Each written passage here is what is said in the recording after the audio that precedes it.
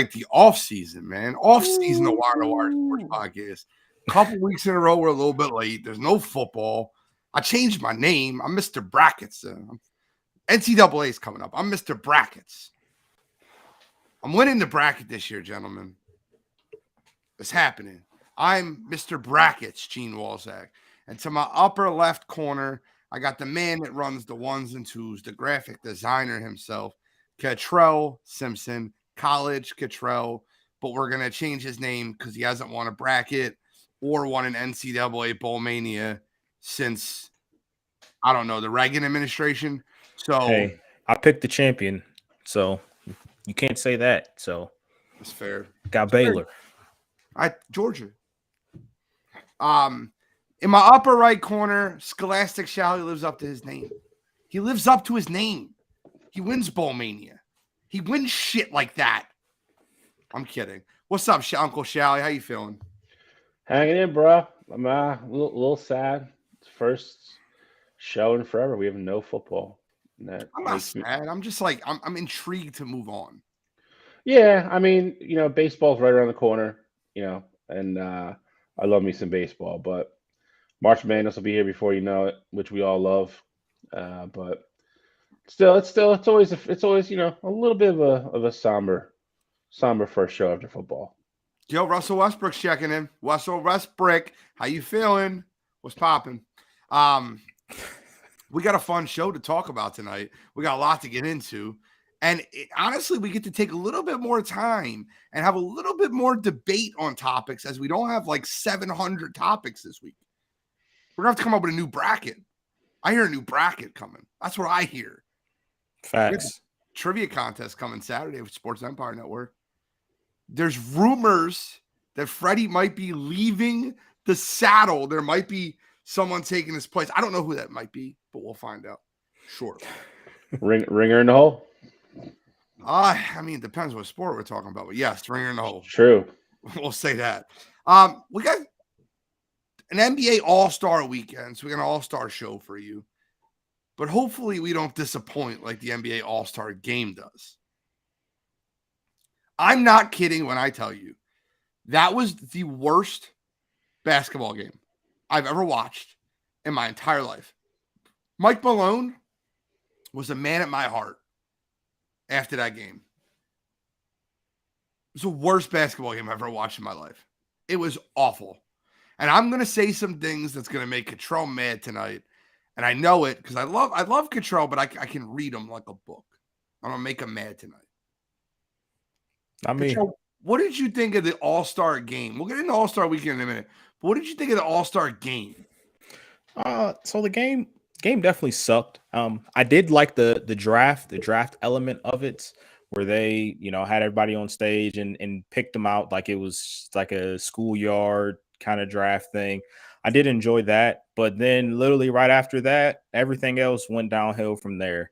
Giannis got the first bucket of the game, went out immediately, and we didn't see him the rest of the way. There was obviously it's an all-star game. Defense isn't going to be played, but you would hope towards the end that they would have the intensity get a little bit higher there.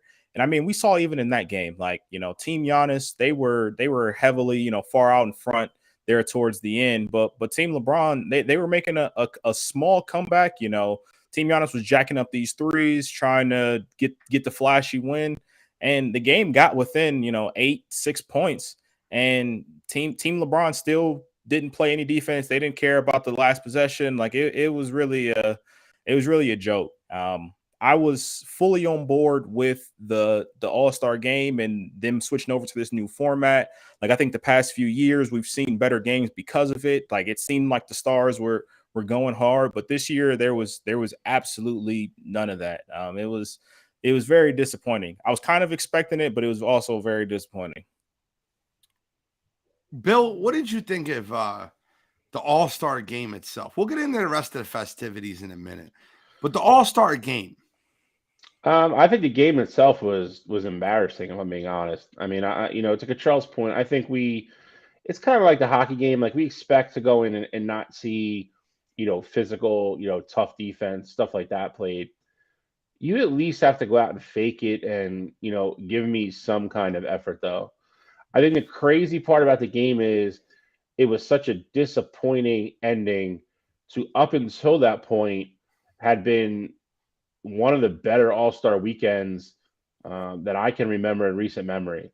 So I think to have the dud at the very end when it's supposed to be the exciting part, I think that makes it even more disappointing. I agree with Cottrell as well. I thought he put it the schoolyard draft. I thought that was great. I had enjoyed them kind of picking live on TV, the last couple of weeks, but I think actually being there in person and watching them pick that way, I did enjoy that. I thought that was fun. It was something different. I thought they nailed that. The game was just embarrassing now, man. I mean, and you've got players like at the end of the game were like, like what are we doing? Like at this point, like I'd rather take the 3 days off and stay at home with my family. Like somebody called it a glorified layup line. I can't remember who said that. Like, if you're getting your players to start saying things like that publicly, you can kind of tell they're at the end of the rope with it, and it's getting something that maybe doesn't need to happen. This is very reminiscent of what you saw 5 or 6 years ago with the NFL, and now look where we are.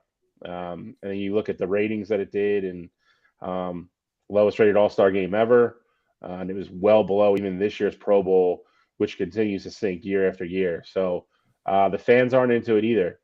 And you look at the slam dunk, the 3-point contest, and the futures games, they all outdrew the actual game.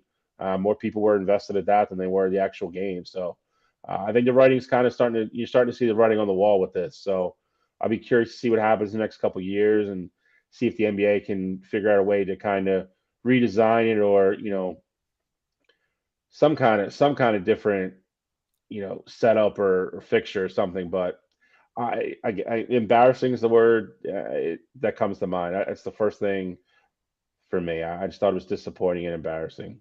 I got three strong statements I'm about to make. 3 of them. First one, I don't come to you with a problem unless I have a solution. I have 2 solutions. 2 solutions that could really help the NBA All-Star game. Number 1, it's becoming a worldwide game. It's been a worldwide game. You have stars that are from outside the United States. Why not have a USA versus the world? That would create teams that were stacked on both ends. There's enough outside the United States talent. Just looking at this year, you would have SGA, Luka, Jokic, Embiid. You'd have tons of, and then for the Americans, you got LeBron, Steph, KD. I'm talking for the world, you got Giannis. It could create like a rivalry. And I know that a lot of the players that are playing against the United States will have a little bit more razz, a little bit more wanting to beat them. And I don't think the American players will take very lightly to that. And I'll give you a point in a second. We all watched the Rising Stars game. And I'll tell you right now, Team Joe Kim, was it Joe Kim Noah that went against the G League Stars? Oh, G League, yeah. They knew, like, we're NBA players. You're not coming in here and showing us up. And for the first, until Mac McClung went off, they looked great, right? They looked like they were going to compete. There's something about testing someone's pride. And I think a USA versus the world, playing for the name on your jersey, might create a little bit more competition. And if that doesn't work, we have another option. Go back to East versus West, forget and steal the Major League Baseball's idea. The team that wins gets home court advantage in the NBA Finals. Let that be the decider. I believe that could help the game, make it competitive, but this isn't working. And I have a person that I blame for it.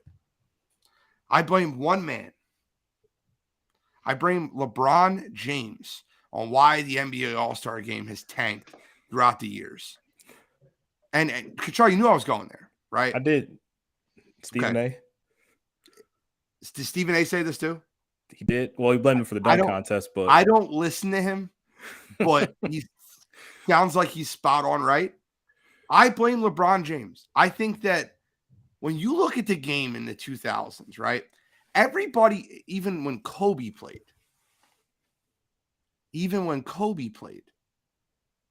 the competition was there. People stepped on the court and they wanted to compete. I will take you back to an All-Star game. I believe it was 2011 or 12. I could be wrong here. Don't hold me to it.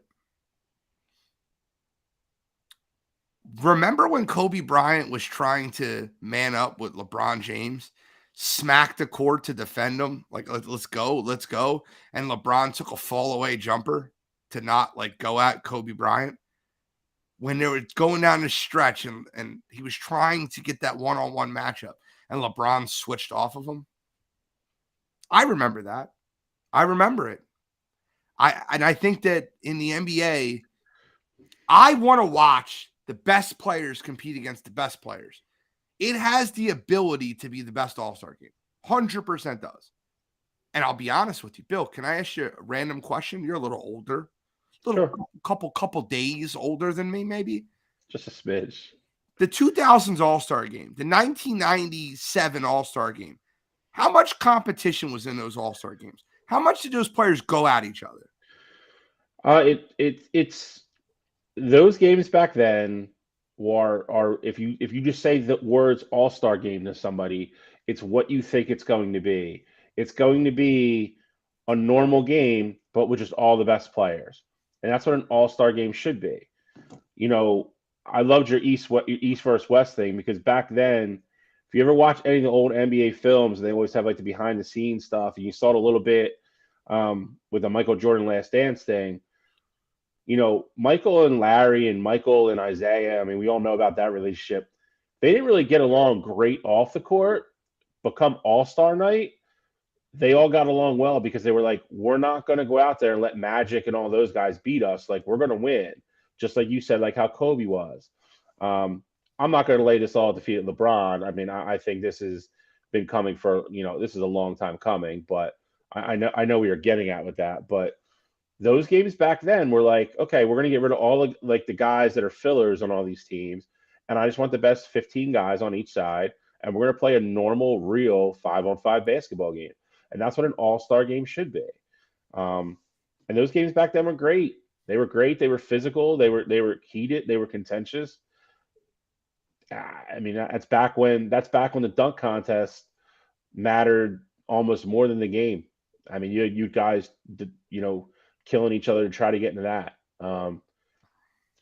That's what I think the NBA's got to get back to. They got to get their way. They got to find their way back to those roots and because to your point, if you're gonna sign me up to see, Giannis and Durant and or East West, however you want to break it down, but they're actually going to play like it's so I'm watching Team USA play Team USA in the Olympics. Like, yeah, like I'll watch that 7 nights a week.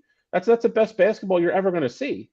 But they all have to decide to do that, and I don't know if you're going to get that.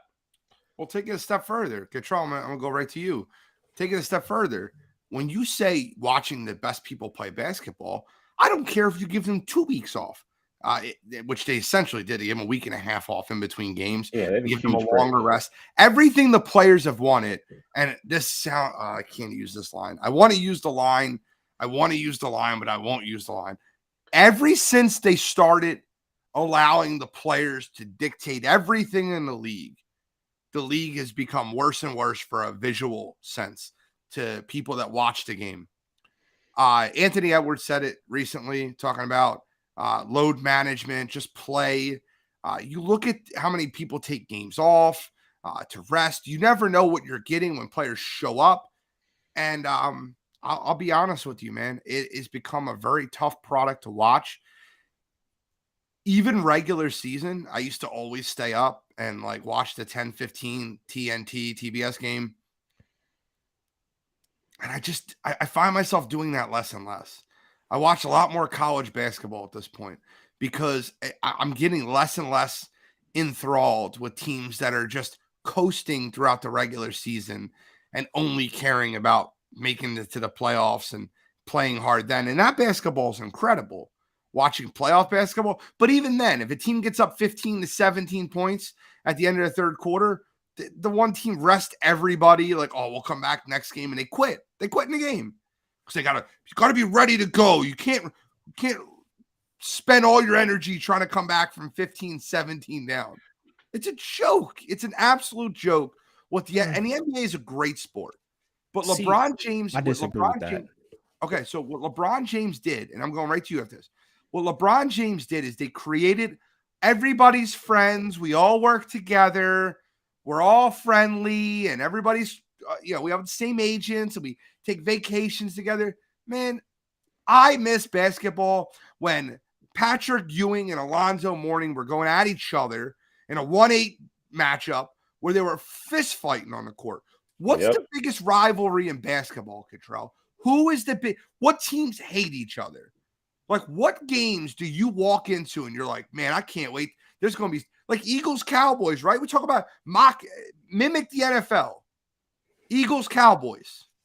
Give me a rivalry that looks anything like Bears Lions. None of them are like that anymore. A lot of that though is also because of people switching teams, getting traded, things like that. Like, you got a lot of people who aren't on the same team, so those rivalries don't necessarily brew up.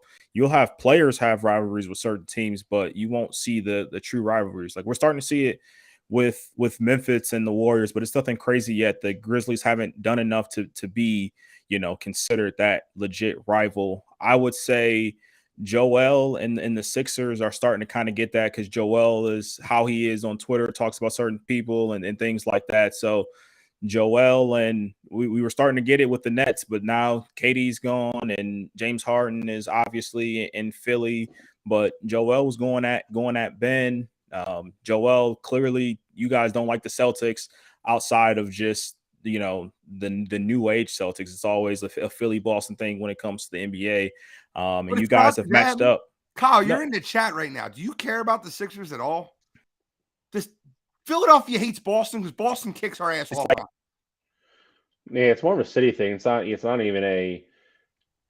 I mean, you look at the old Sixers when the Sixers in Boston used to battle every year in the Eastern Conference Finals to go play the Lakers. That's what we need to get back to. Like, and I agree with Gino on this. There isn't. There's no game that's going to come on that I'm going to sit there and be like, oh, I have to watch this. Like, like the old, like he said, Knicks Heat back then, Sixers, Celtics back in the day.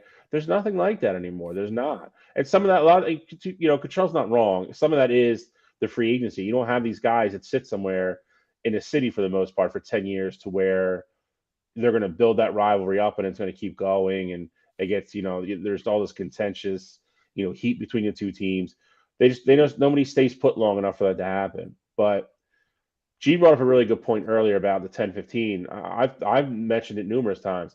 That's how I became a fan of Steph. I would come home from wherever I was, softball, whatever have it. And, Golden State would be playing like Sacramento or Phoenix or whatever, 10-15, especially at the old, at Golden State's old, at the Oracle. That place was loud as hell on TV. And I would sit there and just watch it. It was can't miss TV. You couldn't not watch it. And now you'll turn on the 10-15 home game, and I'll sit there and watch the starting lineups. Oh, Clay's not playing. Steph's not playing. I'm not even watching this. Like, I'm going to go watch something else. Yeah. I thought Anthony Edwards. I thought that showed his quote for me was spot on. I think it showed a lot of wisdom and really showed a real grasp of the issue. Some of these teams go to the cities once a year, man. And if you have a little kid, and you're working in a middle class family, you might only be able to go to one game a year. If you're saving up to take your kid to go see Steph, and I'm not picking on Steph because he does play more than a lot of the other guys, but you're waiting for Golden State to come to town and they come in and he's not playing, like, that sucks, man. It just sucks. And if guys are hurt, I get it. But there's so many guys. I mean, Kawhi hasn't even been hurt this year. He's on pace to play like 55 games. Like, that's nuts. I'm gonna be honest with you, man. I can't wait till LeBron James retires. And Cottrell might hate this comment, but I'm gonna say it right now. I think the teams that when the team starts switching up the way they did, had everything to do with what LeBron did going to the decision. And I know that the Boston Celtics did it first by getting Kevin Garnett and Ray Allen, but the rivalry between the Cavs and the Boston Celtics was fun. It was just they hated each other. Garnett and Pierce would be talking, and I mean this when I say this. I think LeBron started a lot of the downfall of the NBA. And you're talking about the second greatest player ever to play the game. And I think that a lot of things, he didn't do the dunk contest. He made the All-Star game a joke. He made teaming up cool, switching teams, superstars, switching teams. Like, I'm serious when I say this. Give me other superstars that really did it before LeBron. Any of them. Kobe stayed in LA his whole career. Michael stayed in Chicago his whole career. Patrick Ewing stayed for the New York Knicks his entire career. Malone and Stockton did it at the end. Malone did some stupid crap playing with the Lakers for like a season, but that's not a superstar in his prime switching his team. LeBron was the first one to do it. First to do it. I mean, if you want to go by free agency, then yeah. But I mean, I don't know what you wanted him to do. Like the Boston Celtics create this super team, and he was just supposed to stick in Cleveland and try to ride it out with Drew Gooden and Mo Williams. Like I just don't know how feasible that is. For me, I did hate the decision and all that. So if you want to be on him for that, I'm 100% with you. But him moving on to a better circumstance where he could actually get teammates that could help him win championships, I don't know how you can necessarily fault him for that. Saying he's the first one to do it, I also think is a little strange, just because we literally saw with the Celtics. I understand it was trades that brought them there, but you got to remember that Ray Allen and Kevin Garnett both had no trade clauses, so they really got to handpick where they went. So it's really the same premise as going through free agency, because you could say yes to certain teams and no to others. So, I mean, I disagree with you on that. I don't know how we even got here, though, from talking about the All-Star game. Because I think LeBron ruined the All-Star game, and I think that LeBron ruined a lot of things because he's friends with people. I just think yes, that's the answer. Yes, I think rivalries in the NBA are severely missed. I think that the most tuned in regular season game of the entire year was last year? Ben Simmons' return to Philadelphia. It was the most tuned in basketball game throughout the entire country. You want to know why? Because the teams hated each other. And Ben didn't even play. He just sat on the bench. It was the most tuned in game the entire year. How does that happen? I mean, I hear it, but I don't know. Rivalries matter, man. Did you hear about, by the way, I know this is a little bit off topic, but we're all talking basketball. Did you hear about this Bradley Beal story that came out? Did you guys hear about the story that came out with Bradley Beal and Ben Simmons? No. So apparently the Ben Simmons downfall is all attributed back to the Sixers-Wizards series in the 1-8 matchup before we played the Hawks, before the missed dunk. And the Wizards were playing Hack-a-Ben. Oh, I did read this today. Go ahead. And they were playing Hack-a-Ben, and Ben got mad, and he looked right at Bradley Beal, and he goes, I'm sick of you effing failing me on purpose. I'm going to knock these 2 free throws down. Knock it all. I'll bet $5K on it. And Beal looked at him and goes, you want to bet 20? You want to bet 20? And Ben didn't say anything and bricked the first free throw. And Beal said he didn't say another word after the game. Not another word the rest of the series. That I don't know, man. I just love rivalries in basketball. I loved watching NBA teams hate each other. And LeBron did well with that, right? LeBron did well with that. The Cavs and the Celtics hated each other. Hated each other. Even the Heat and the Celtics. And I like the Heat, the Celtics, before Ray Allen chose to jump ship from Boston to go down to Miami, which was so annoying to me. Like that's and I loved Ray Allen, but I ultimately agreed with Rondo, Pierce, and Garnett kind of shunning him and being like, you went to the enemy, bro. And then KD's soft ass followed suit. I'm gonna go play with Golden State. That's completely different. If LeBron was up 3-1 on Boston with his crew, then I would understand your point. But Kevin Durant winning the MVP award and then going to a team that was 73-9 and up 3-1 in the championship is completely different to me. But to each his own. I don't think it's I don't think Gene's saying it's the same thing per se, but it's the fact that LeBron did what he did, which set the precedent, which me like I kind of agree with Gene. I think if LeBron doesn't do that, I don't know if KD ever does that. I think that's the point. He made it okay to do it. That was the precedent now. He went down to Miami to join the super team. So who is anybody to give me crap for going to Golden State to try to win a ring and be like everybody else? So again, though, my question is: was LeBron just supposed to stay in Cleveland his whole career and just be beaten by better teams? To be fair here, like they would have put a team around him eventually, and then on top of that, like what makes you think so? He was there for 8 years. Well, yeah, they were in a ton of trouble before that. Like they weren't going to be that bad forever. Like as soon as he left, they started getting players. Like, but yeah, because they were in the lottery. You're right. Kyrie. My point is, it's Gene kind of nailed the head. Like he made it cool. Like he made it cool to do it. Like it was okay. Like, and it's, my problem with it is you can't have your cake and eat it too. You can't leave those people high and dry. Go to Miami, go wherever, then come back and win one, and then be like, "Oh man, I did this for Cleveland." Like, you can't have it both ways. Like if you would have done it for Cleveland, you never should have left.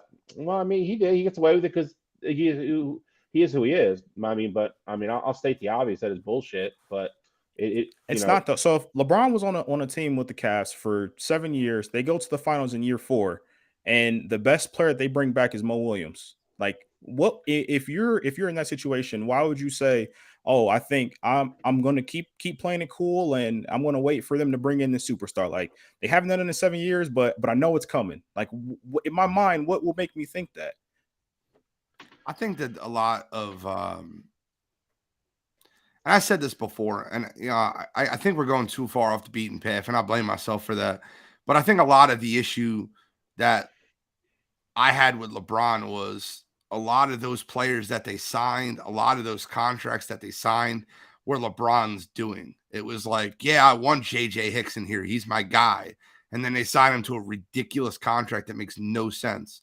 Like they were all trying to appease LeBron in the moment. And in reality, it's just not true. It is LeBron. true. LeBron wanted Amari Stoudemire in 2009, and the Cavs front office said, we don't want to trade JJ Hickson. So that's not true. It's just what it is. At the end of the day, I watched LeBron James, and JJ Hickson was on the same agent as him, and he got the huge contract to stay with the Cavs. He got a lot of these mediocre guys paid, Boobie Gibson, and like it's just a lot of them, man. I felt like the Cavs could have did a better job putting somebody around LeBron James. I felt like LeBron James could have did a better job of not playing general manager. But back to All-Star Weekend. I want to talk about All-Star Weekend now. The game was awful. It was pitiful. Let's get off that topic. I actually think All-Star Friday and Saturday night was pretty good. Wasn't great. bad. Should have just ended it Saturday night. I'll be honest with you, man. I had way more interest in watching a celebrity basketball game than I did watching the All-Star game on Sunday. DK Metcalf, Calvin Johnson, The Miz hitting a half quarter that almost counted. I would say the celebrity game almost had a freaking crazy ending to it. Missed it by like half a second. Everything was great. I'm telling you, man. It's from the start of Friday night to end of Saturday night.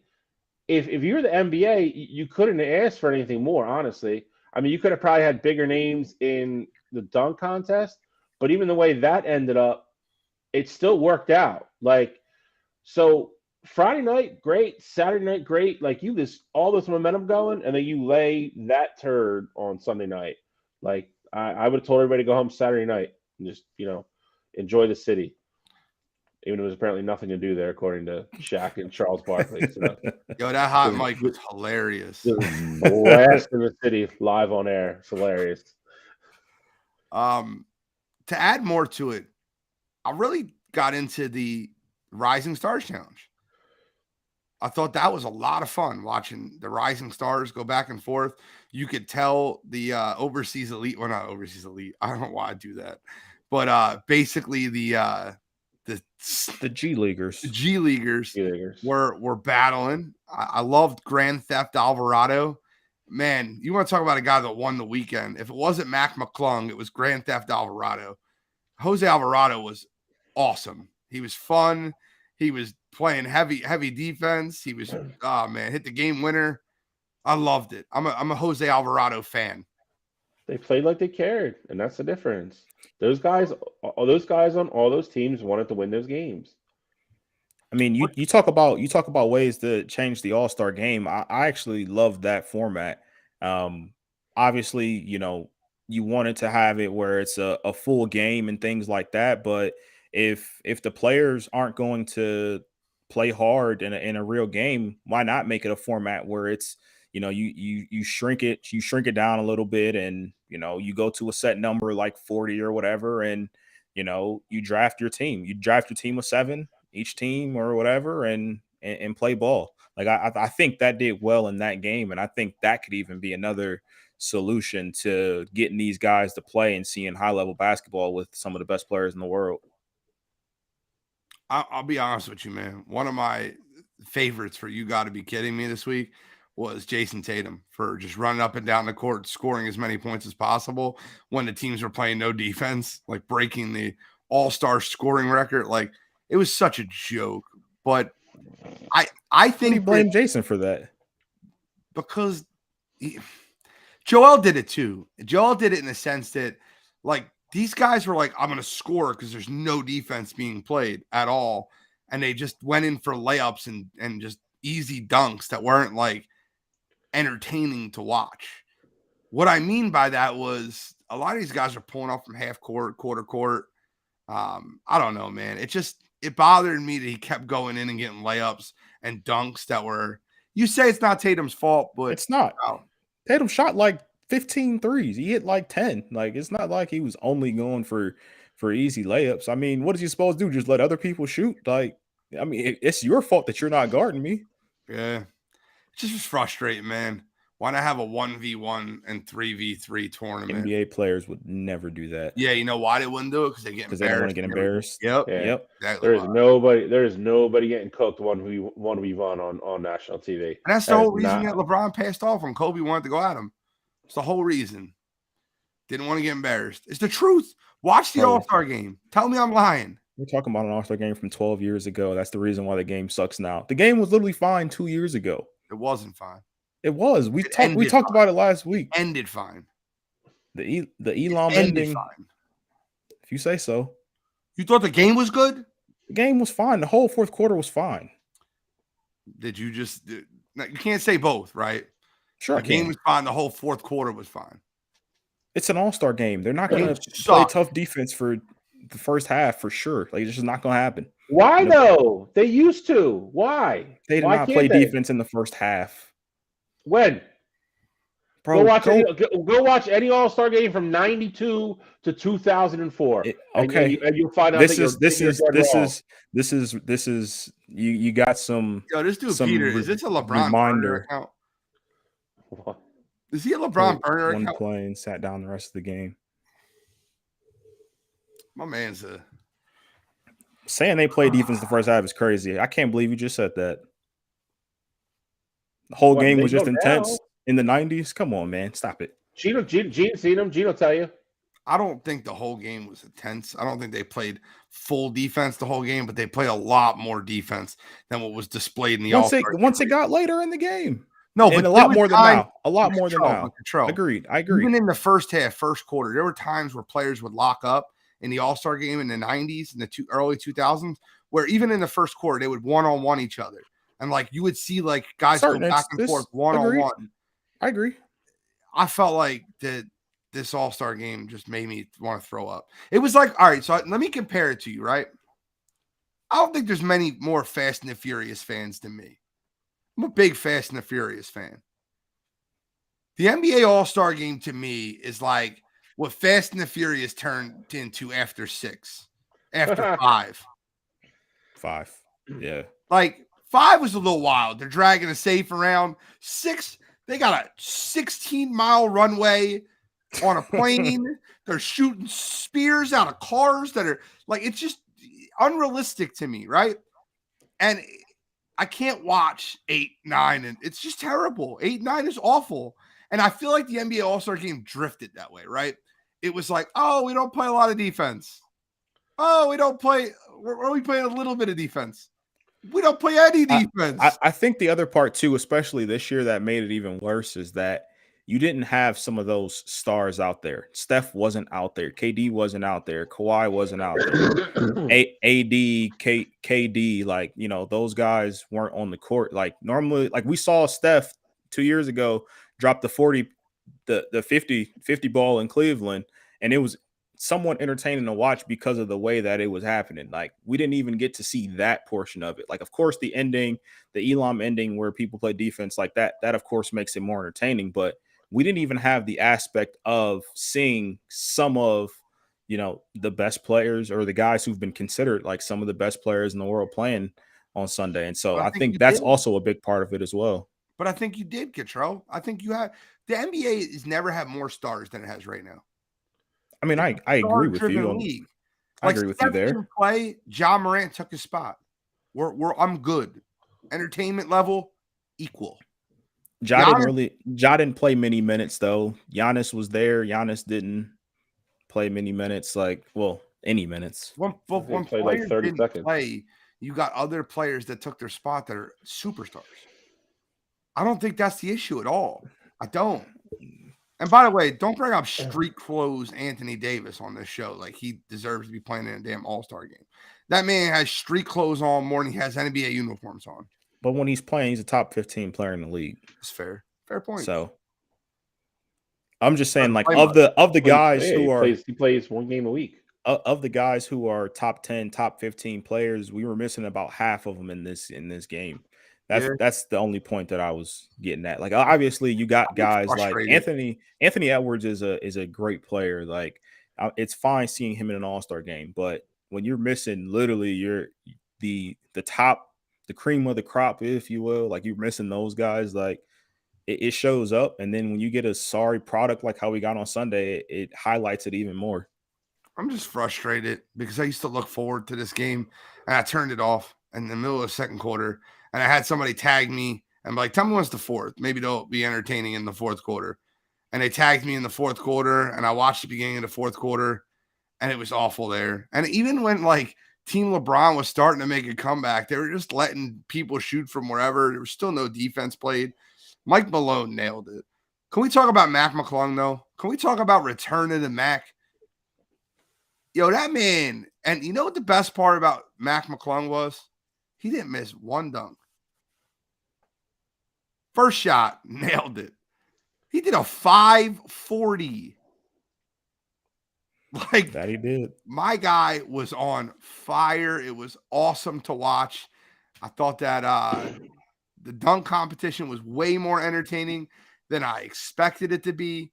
The 3-point contest was pretty good. Dame Lillard hitting basically beating Buddy Hield on the last rack. He destroyed the last rack. That was fun to watch. The skills competition got me the first two, if we're being honest with each other. I hated the skills competition setup. 3 rounds, like we're going to do this round, and this round. And to watch NBA players struggle to make like bunnies in a competition, it was hilarious to me. Shooting from getting different points from different areas of the court. And these NBA players are missing like 3-footers. Like it just was funny to me. What were your thoughts on Saturday night? Saturday was fun. I will say I was a little disappointed. Obviously, Mac McClung put on the show. I was a little disappointed in KJ. I thought he was gonna have some more for me, but and Jericho Sims he had one of the most boring dunks I've ever seen. The arm in the rim, and he grabbed the 50 off the net, pulled it out, showed everybody it was ripped. You would see videos afterwards of everybody who was in the arena just sitting down still. Like no one stood up, no one was hyped. It was just I had secondhand embarrassment watching the replay of it afterwards. I was like, the dunk itself was okay, I guess. But seeing everyone else's reaction was hilarious. But Mac McClung went in, did exactly what I was expecting him to. I mean, the kid's been famous for dunking for 5 years now. So I was fully expecting him to go in there and put on a show. And he already said that he's coming back next year to defend his crown. So I can't wait to see that. Hopefully, him putting on that kind of performance and them seeing what he can do. Hopefully that draws other people in to like, hey, like, let me go try to dethrone this guy. But Yo, that no, was it wasn't. No, it wasn't, bro. Stop. I don't know why people keep saying that. Evan Fournier said the same thing. But what we've considered a 360 for forever is he literally did an extra half a rotation from that. So I don't know how it wouldn't be a 540. That was closer to a 720 than it was to a 360. And then not dunk contest, 3-point contest, Dame squeaking out a win over Buddy Hield, making all my predictions come true for those two contests. It was great to watch. And of course, Dame's my guy, so I was rooting for him to win it the whole time, especially after he came out in the Weber State jersey. That's what I'm talking about. All right, well, that's it for NBA All-Star Weekend. Dud of a Sunday. I mean, honestly, so bad. No, it's not a 360, Kev. I watched his feet. I watched his legs. I watched his body. You watch it again. You're wrong, period. If you want, I can give you education of what rotations look like. God damn, bro. How you going to say dumb shit like that? It's a 540. All right, so next topic, MLB catchers list. Pitchers and catchers. We did pitchers last week, catchers this week. Guys, I'm going to be honest with you. This list sucks. It's very top heavy. This list sucks. Everybody's top 4 should be the same. Maybe not the right order, same order, but it should be the same 4 guys. Look, wire to wire, catchers list, 2023 projections list. Here we go. Well, Cachor's a little bit different. Just a smidge. Yeah, and again, it's I mean, because me and Gene really have the same guy at 5. I mean, it's all the same guys. Yeah, same guy at 6, same guy at 7. Yep.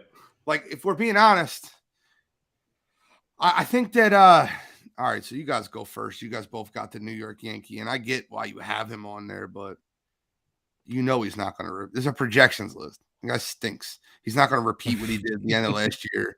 He fell off at the end of last year anyway. Jose Trevino's awful player. And I get it. You could put anybody at the bottom of this list. You could put Bill and Gatrell and maybe some of the catchers on the bottom of this list. Well, Gatrell, I'll let you go first. All right. So this is blasphemous from Gene. Yeah, I mean, this list, obviously, we all have different guys down here at the bottom.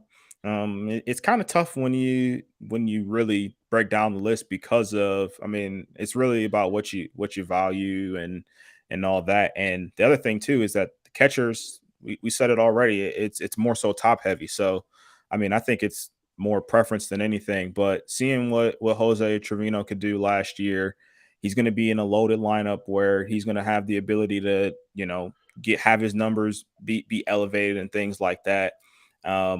And seeing his ability, like I saw him go on that hot streak last year. Like, there's nothing in me that makes me think that it's just the fluke. Like, I think he can replicate a lot of it again this year. So I'm going with Jose Trevino as my number 10. I have Jose Trevino number 10 as well. I think catchers are a unique position in that it's one of the few positions, if not the only one left in the major leagues, that you can get there solely on your defensive capabilities. Jose Trevino is by pretty much all metrics across the board the best over all around defensive catcher in the major leagues. I do agree with Gene. I don't think he's gonna hit to the clip that he hit last year. He did fall off a lot in the second half. I don't know if it's more of a tired thing. And again, with advanced scouting the way it is in baseball, the scouting reports get back to teams and pitchers even quicker, more so now than they ever have before. But defensively, this kid is a stud. You watch him catch, the way he receives the ball, the way he handles the staff. I think he's a top 10 pitcher. I think he's a top 10 catcher just off his defensive abilities alone. He's the only catcher in the major leagues that had a higher frame rate and more defensive run save than JT Realmuto, who we're going to talk about in a little bit, but I think he definitely deserves to be on the list. We'll see how his hitting goes this year, but defensively alone gets him on those lists. That's how good he is. I have Cal Riley on the list just because he's a great defensive catcher. He's the second best. He was the second best catcher in baseball as far as his. Jesus Christ, I can't even read what I wrote. Second on Baseball Fangraphs. I don't even know what the hell that means. But they said his elite defensive presence. It's the only reason Cal Riley's on this list. Guys, I don't want to be honest. I want to be honest with you, right? I couldn't pick Cal Riley out of her friggin' lineup. Putting this list together was embarrassingly tough. I wouldn't put Jose Trevino on there because I knew how terrible he was down the stretch. Cal Riley, I remember him a little bit in the playoffs for Seattle. That's it. I'll go Tyler Stevenson, number 9. Tyler Stevenson's actually a decent catcher. I think Tyler Stevenson is younger. He'll have hopefully somewhat more of an upward trajectory, a little bit more of a breakout from him. But the 9th best catcher on this list is probably the 38th best outfielder. Probably lower than that, but Jesus. not wrong. I have Tyler Stevenson, number 9 as well. Again, up and coming, still a young kid, got a long career ahead of him, solid behind the dish, shown a little bit of pop offensively, hit for decent average. I think he's going to keep getting better. I don't think he's anywhere near his peak years yet. To Gene's other point, he's playing on an awful team. He's got to get out of Cincinnati, but he was one of the guys that was untouchable for them the last couple of years. They really believe in him. They want him to be part of the rebuild. Not that Cincinnati ever really rebuilds, but I think they'll drag him along for the next 4 or 5 years. But he's a very good backstop. He's a very good cornerstone to build around. He's a young kid, and we'll see what they do. But I hope eventually he gets out of Cincinnati. But definitely good enough to be on this list. I'll tell you who's not good. My number 8 stinks too. But good. You want to talk about having a bad year and falling apart coming down the stretch? Yeah, you ain't kidding. So my number 9, and I'm not going to lump these guys together, but my number 9 is Mike Zunino, the newest addition to the Cleveland Guardians. Last year, it had a bad year in Tampa Bay last year, very injury riddled. So ended the season early. He was done by the middle of summer, and he's going to come to Cleveland and he's going to be healthy. I saw what he could do in 2021 with the power numbers. I think him coming to Cleveland, he'll have Tito managing him. Tito's going to put him in great spots. We'll see him hit 25 home runs in Cleveland down at Progressive Field. So I think Mike Zunino is going to get back to true form here. That's why he's number 9 for me. Number 8, guy that you both have mentioned already, Tyler Stevenson, also had his injury battles last season, but the kid's young, and I fully expect him to be better this upcoming year. Again, I saw what he could do in 2021, and like you said, Bill, this guy literally, for Cincinnati, they were selling everybody. Tyler Stevenson was one name that they absolutely would not get rid of. So I think he's gonna come in and be fully healthy. Everything that I've seen said he's been perfectly healthy since December. So I think he'll be ready to go and have a great season. So number 8, I have one of the catchers of the interesting timeshare and the wealth of riches that Toronto shares right now in the catching position, Danny Jansen. Out of the two, I'm not going to talk about Alejandro Kirk yet, but Danny Jansen's probably the better hitter. They have a very interesting situation. It's going to be a timeshare. I think they're going to catch some. They're going to DH, but they have 2 great catchers. Again, a younger guy, has a ton of potential, has a good skill set that he can continue to grow in if he continues to progress. Again, it's just a very I don't want to say difficult. It's not a very ideal situation for catchers, because catchers are kind of like quarterbacks in the sense that they always want to play. They want their day off for like their Sunday day games and stuff like that. But catchers would rather catch 140 games versus catching 80 games. And that sounds a little crazy, with the wear and tear catchers go through, but They like to be in a routine. They like to get hot and get in a rhythm and play. So I will be curious to see how that works out for Toronto this year. But Danny Jansen, again, ton of potential. I think he has a good year this year. I think he continues to move up this list. So I have him at number 8 this year. My number 8 and number 7, you can kind of group together, and I'll tell you why in a minute. They're both old catchers that I'm hoping they can have a better 2021 than they did 2022. Yasmani Grandal last year was brutal. He was terrible. I don't even know why he's on my list. He's on my list because we're doing a catcher's list. If we're being honest with ourselves, I'm just hoping he goes back to hitting 20 home runs like he did for 5 out of his last 7 years. That's it. It's my only thought process. He's not a good defensive catcher. He bats 203. He's 34 years old. I don't know. He stinks. If we're being honest, he stinks. It's my number 8. My number 7 is Salvatore Perez. Now, he didn't have much of a drop-off as he did. And he had a huge drop-off, but didn't have as much of a drop-off as Yasmani Grandal. But Salvatore Perez came off a 48 home run season in 2021 and fell all the way back to 23. I hope Sal gets a little around 30 home runs this year and gets back on high horse and does his number 7, because once again, this is another catcher. And once again, you can group these two together. Both of them aren't good defensively anymore. Like Salvador Perez used to be good defensively. He's not good anymore defensively. I don't know. We'll get into PD's comment in a minute, but he's wrong. So number 7, I have Salvador Perez as well. PD, you're right. I think it is. I mean, listen, Gene's pulling the curtain back here, so I mean, I'm not going to hold back either. Salvador Perez has never been confused with a good defensive catcher ever. So, but the Duke can mash, man. The Duke can rake earlier in his career. I believe, if I remember this correctly, Gene, you had him pretty high last year.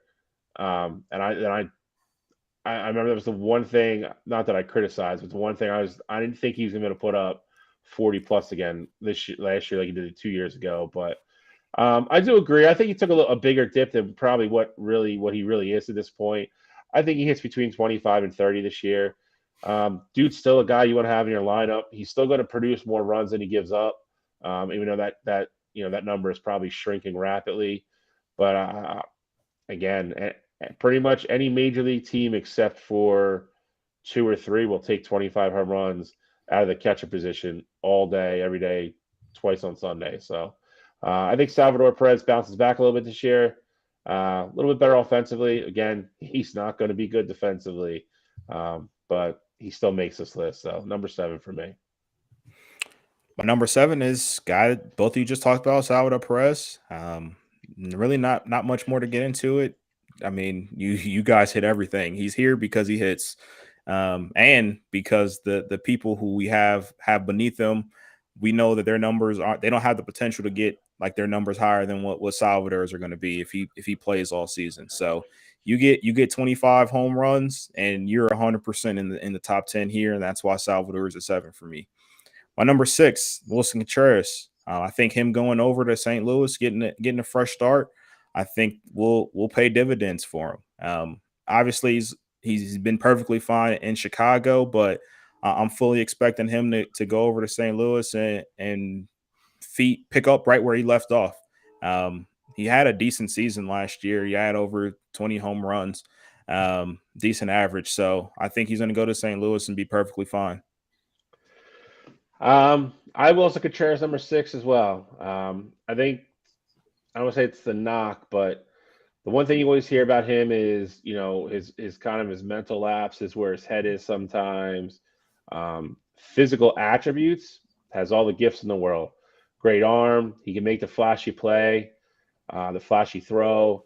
But then sometimes, 2 pitches later, he'll drop or have a pass ball, which is something, any average catcher should handle. Good power out of the catcher position.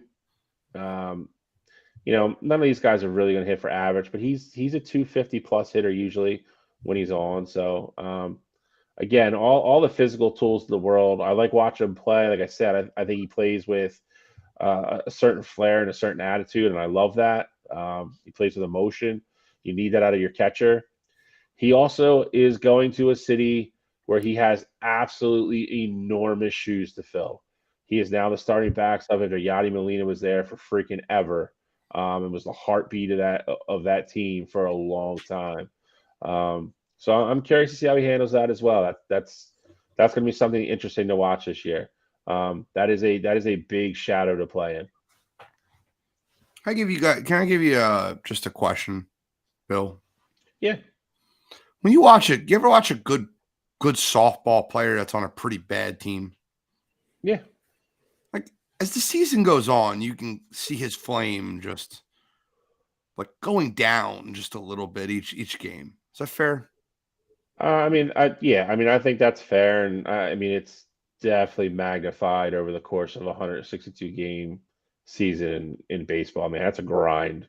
When you play for the Chicago Cubs and you're the only All-Star and you didn't have a good season by your own admission, it's a grind, right? Like it's a grind. You're playing for a crappy team. Now he's going to go over to St. Louis, which is considered baseball heaven, and batting a lineup with Nolan Arenado and Goldie. Wilson Contreras could be 5. Alejandro Kirk's been incredible, right? Like he's gotten better all 3 seasons he's been in the major leagues. He's young. His batting average improved by 40 points last year. Alejandro Kirk is well deserving to be on this list also. Definitely a very reputable 5. I think that he'll once again have another good year. I think he'll get better and better, and he's in a really good spot. But I wouldn't be shocked if Wilson Contreras finished above Alejandro Kirk. I wouldn't. No, and I mean, this was, we're going to get into them in a second. The top 4 for me was very easy, just depending upon which order I want to put 2 of them in. And then I went back and forth with Kirk and Contreras for a while, especially with Kirk going to be in a timeshare, which I talked about earlier with Danny Jansen. But I put him up there. Again, I think he's on. I think we know what Contreras' peak looks like. And again, I to Gene's point, I think he has. If he was ever going to put up monster numbers, this is the year to do it. Right. He's going to see pitches to hit this year. Bat behind those 2 guys. Reigning MVP and Nolan Arenado, who's well on his way to the Hall of Fame already. I think I just gave the nod to Kirk. I think he's maybe not as flashy, but I think he's more consistent and he's solid defensively, and he's going to hit for a higher average. I just like him. I trust him more in the box than Contreras than I do Contreras. Sorry, could Contreras turn around and hit a 400-foot bomb? Yeah, he can. He's done it numerous times. He's done it in a lot of big stages. Contreras will also give you a bunch of 0 for 4 4K games too. I just went with Kirk strictly. That's what it boiled down to for me. It was strictly just a consistency thing for me. Can we start calling the Oakland A's like the minor leagues of the Atlanta Braves organization? I mean, starting to look that way. I think that's I mean, listen, that's going to change soon, I think, when they move. So once they start having revenue, could be interesting. Yeah, they'll probably. I mean, of course, have they officially decided where they're going to go? It's going to be decided this year. The lease, I believe, for the Coliseum is officially dead after 2025. Oakland everyone thinks Vegas, though, right? Like that's it makes sense. If they can't raise enough money privately to build the stadium they want to build in Oakland and stay there, I don't see how Vegas isn't the landing spot for them. Yeah, I couldn't agree more. Yeah, tell us about your former Oakland A, Ketrell. I got Sean Murphy here. Obviously, you guys value Sean Murphy a little bit more, and this isn't a knock on him. If you're in the top 5, you're a hell of a player. Sean Murphy's got a Gold Glove under his belt already, and he's been freed of the shackles of the Oakland A's, and he's going over to a team that knows how to win championship in the Atlanta Braves. I think it'll be a great move over for him. Obviously, great young player. I fully expect him to go over there and be special.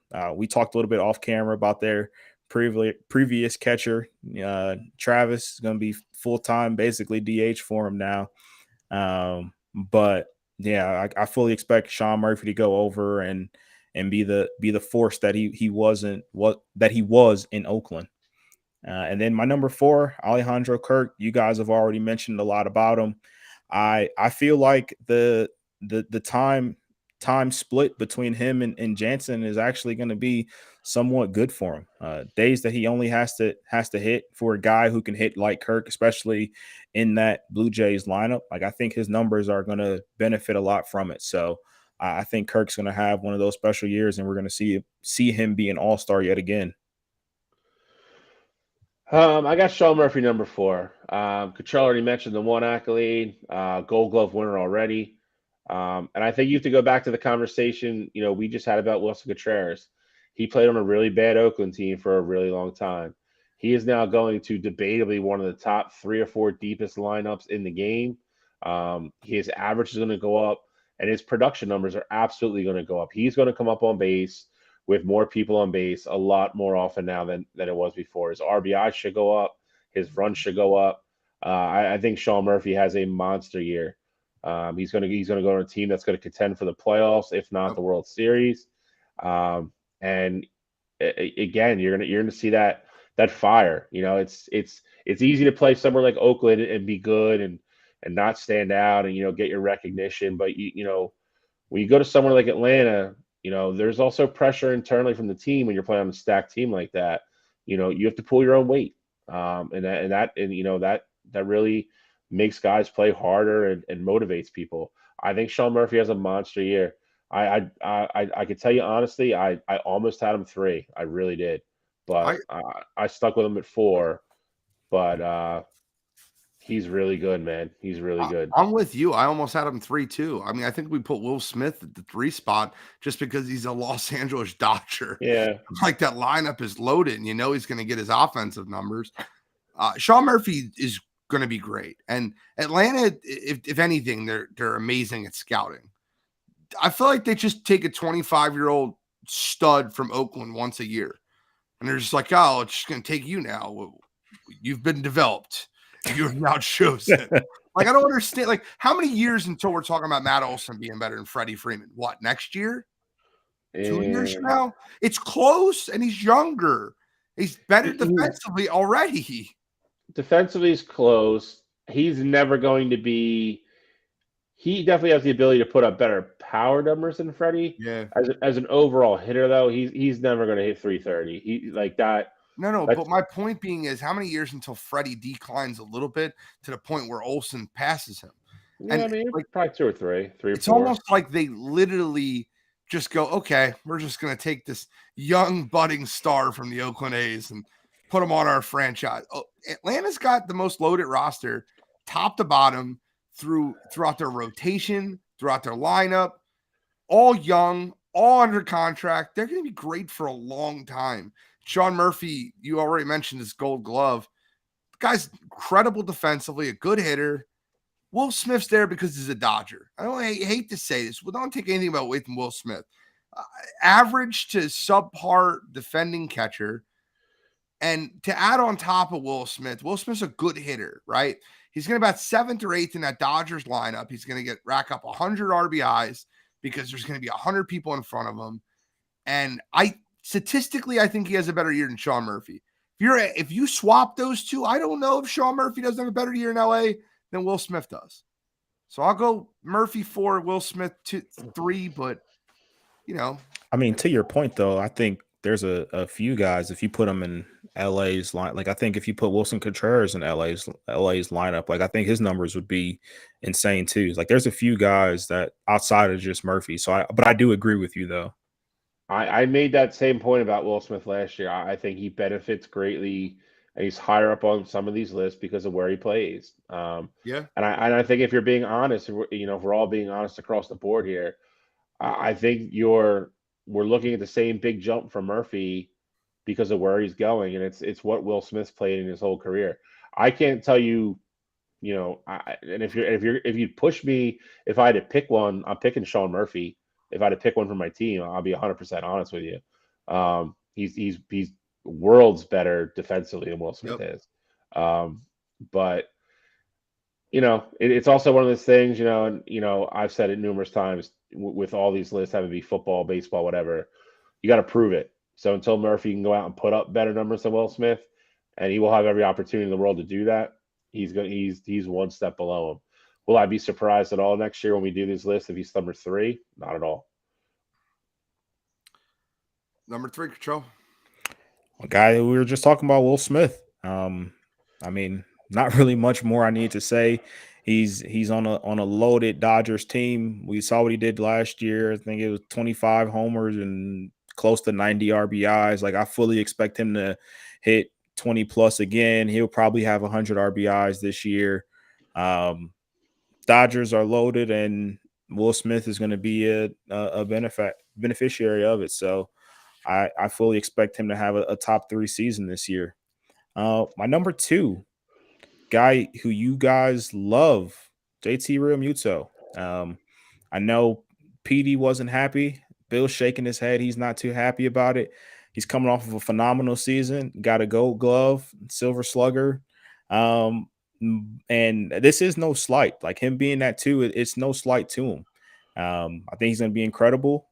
He's going to be in an incredible lineup. He's going to hit great again. Obviously, we know what he does defensively, but for me, it's not about what his deficiencies are, why he's number 2. It's just the projection I have for the guy that I have number 1 is just so high. But JT Realmuto, I 100% wouldn't be surprised if he ended up 1 here, but he's 2 on my list. 2, I have Adley Rutschman from Baltimore. The kid's great. The kid will be the best catcher in baseball for the next probably 8 or 9 years, maybe as soon as after this year. I talked about advanced scouting earlier. That will catch up with him a little bit this year. He's a great hitter. He's great defensively, especially has a great feel for the position at such a young age, which is rare. It is not a common thing. Most catchers get to the major leagues earlier because they hit well. And they have to really learn, the play calling and the pitch calling and the defensive part of the game. He does not need that. He has a great natural feel for the game. I think he's great. There's nothing bad to say about him. He's just not on JT's level yet. And until he does that for a full year and shows that to me, he's going to remain number 2. I think if he stays healthy, that Baltimore team is going to be sneaky good this year. I think Baltimore probably makes the playoffs in 2024. They have a lot of really good young talent coming up. He's going to be the absolute leader and centerpiece of that organization for a long time. He's just not number 1 yet. He stays at number 2 for me this year. I mean, to me, it's number 1 and number 2 are the 2 best in baseball, and I don't think it's that close. I think the gap between 2 and 3 is huge. Agreed. I have JT2, and by no fault of him, I think that just 30-year-old catcher, you're getting to that age. You could almost see some of the regression from JT in the beginning of last year, and then he gets his legs ready, he gets in series, and then in the playoffs, he was unbelievable. So I don't want to hate on JT at all. JT's great. It's just the jumps that Adley Rutschman have taken over the last 3 years from being the best college player in the world to, no doubt about it, number 1 overall pick, to being all worldly in minor league baseball, to almost willing the Baltimore Orioles to make the playoffs last year. The jumps that he has made has been incredible. And there's nothing against JT here. It's just you have a young phenom ready to take the spot, and I project this is the year where we're talking about Adley Rutschman as the best catcher in baseball with JT Realmuto. I think JT is still slightly better defensively than Adley is right now. JT's the best defensive catcher. His arm is elite. But Adley Rutschman's no slouch. You're talking about a guy that gets behind the plate, calls a great game, has a cannon for an arm, is athletic, he moves, he blocks more balls than any catcher in baseball.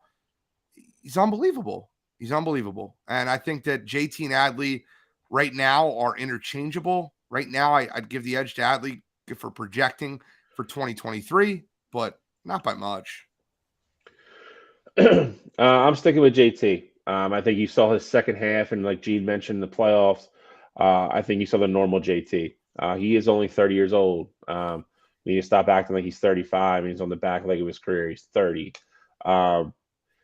I don't think he starts the season this year as a slump. Everybody also forgets JT is a guy that naturally likes to play his way into the season.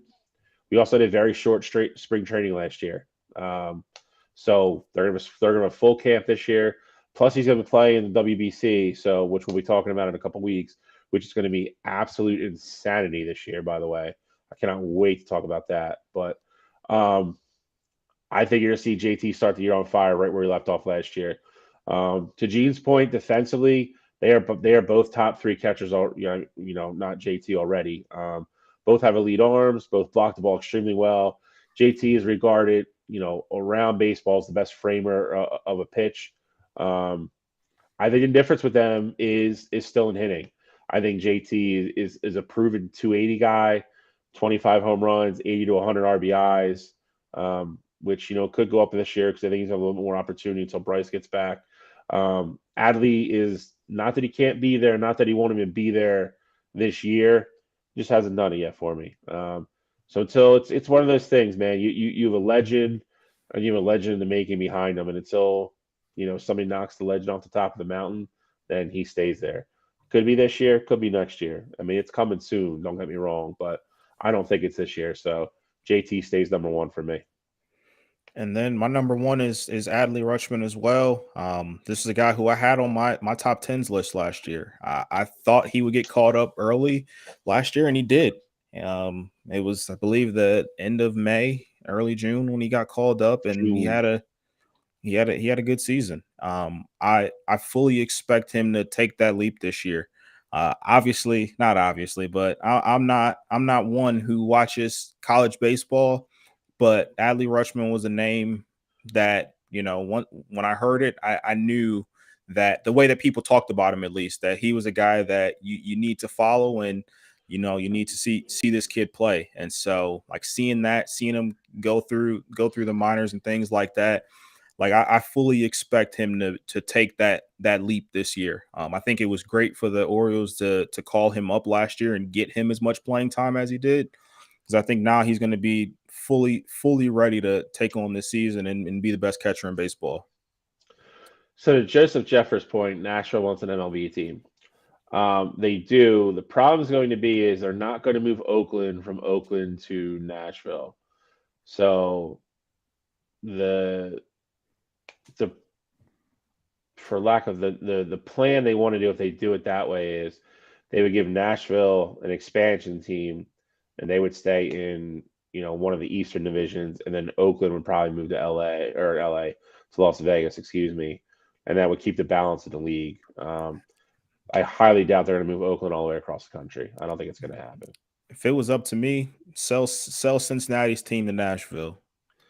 So you talked about defensive run saved for Jose Trevino, right? He was number one in baseball.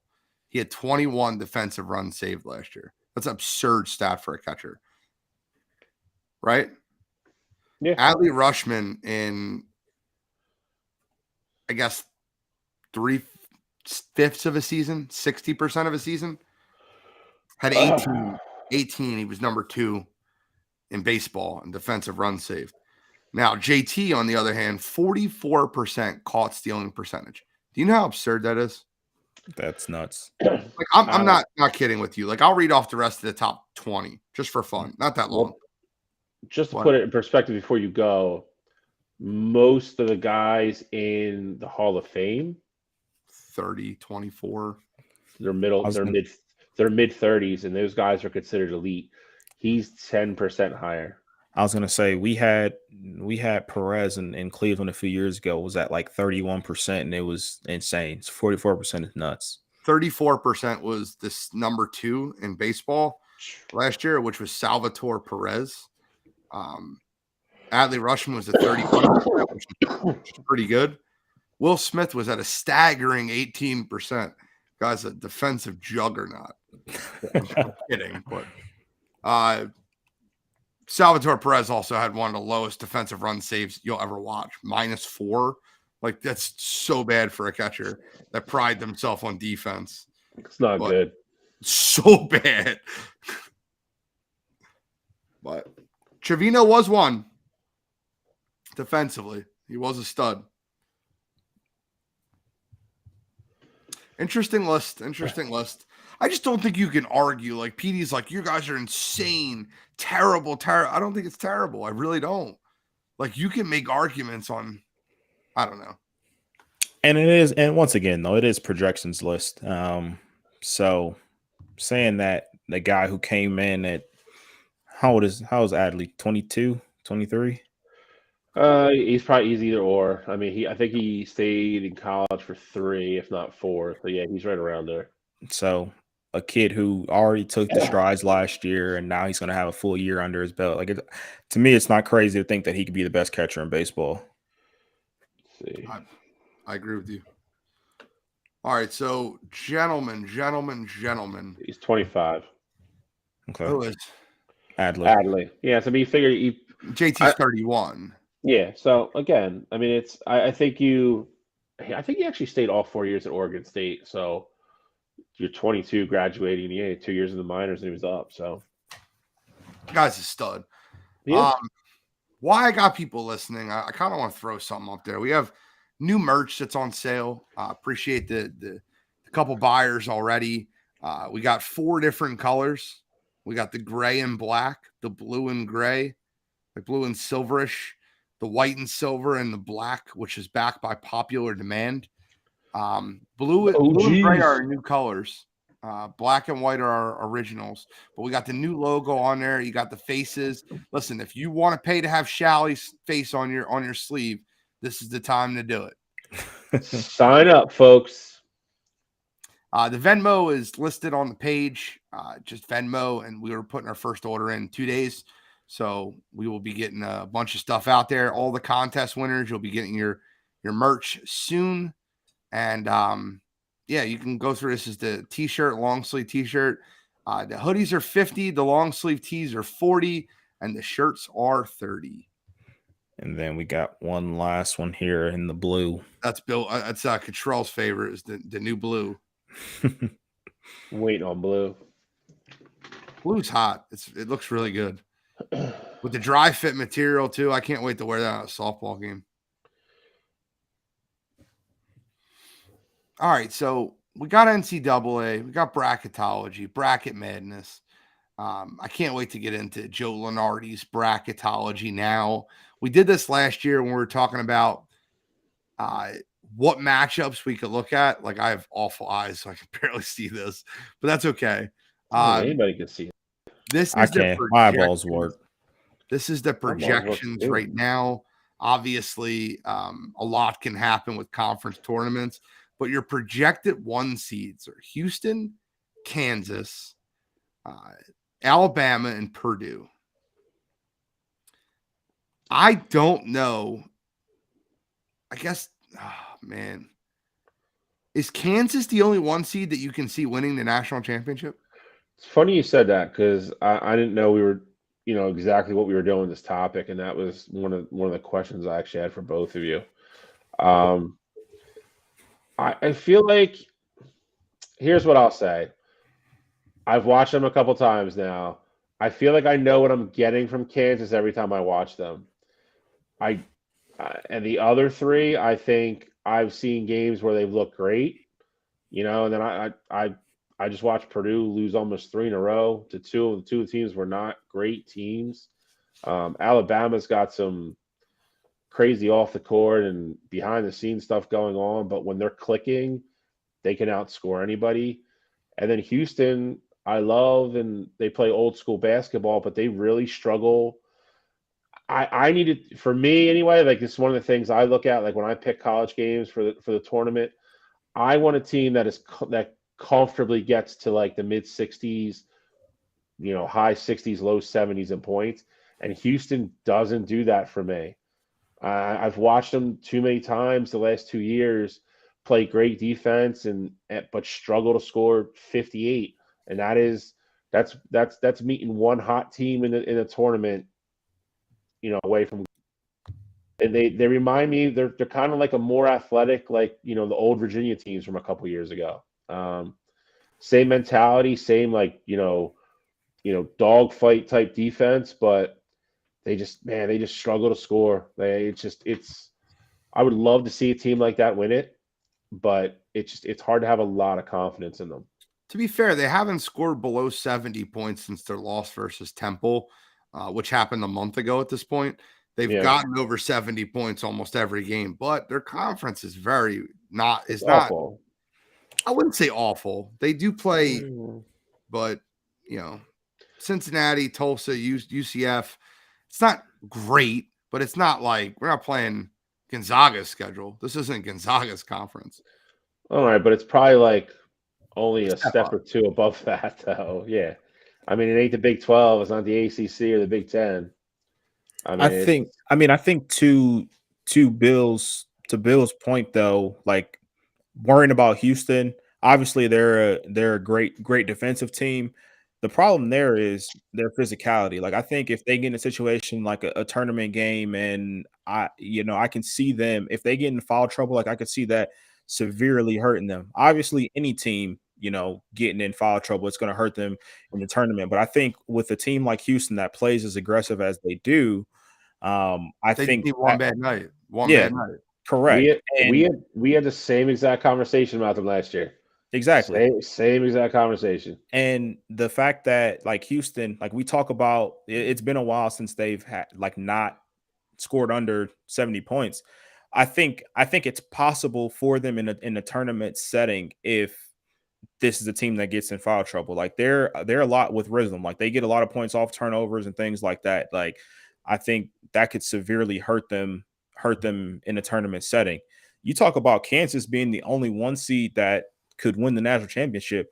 I actually don't think that Kansas will be able to do it either, because I think by the time the NCAA tournament starts this year, and I truly think this field is wide open, but Kansas is in the I would say the best conference in college basketball this year right now, and that's the Big 12. Yep. And Kansas is going to be getting beat up over there. Like that Big 12 tournament is going to be a dogfight. And I think obviously, you get if they lock up that one seat, they'll have a bye week, basically the first game. Could you argue the SEC is a better conference though this year? No, I wouldn't. I could. I would not. How could you? I mean, I think you have Alabama, Tennessee, Kentucky. Do I need to say anything else? Kentucky's not in the tournament right now. No, they're in the tournament, but Kentucky's having a down year. Yeah, Tennessee, like I'm with you there, but Alabama, like who knows what's about to happen with Alabama? Like that's the wild card. That doesn't take away from their conference. That's three teams though. You probably have like 8 or 9 teams getting into the tournament from the Big 12. I was gonna say I'll go top 3 for them, Gene. Like I think they can go toe to toe with anybody. The Big 12's depth though is just insanity this year. I mean, I think they have 6 or 7 teams ranked right now. The drop off you're going to have in the SEC after the 3.